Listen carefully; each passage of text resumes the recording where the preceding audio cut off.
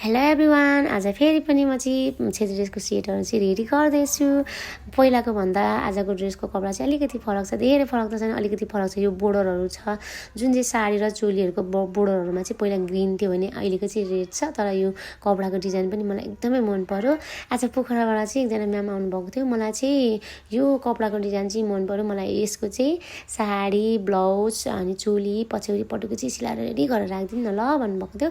उहाँको लागि चाहिँ रेडी भइसकेको छ। उहाँले चाहिँ चोली र ब्लाउजै भन्नुभएको थियो। अब चोली र ब्लाउजै भयो भने चाहिँ कहिले साडीसँग चोली लाए पनि हुन्छ, कहिले ब्लाउज लाए पनि हुन्छ भन्नुभएर चाहिँ उहाँले चाहिँ दुइटै दिनुभएको छ। उहाँको लागि चोली, ब्लाउज अनि पछौरी पटुकी अनि साडी चाहिँ रेडी भइसकेको छ।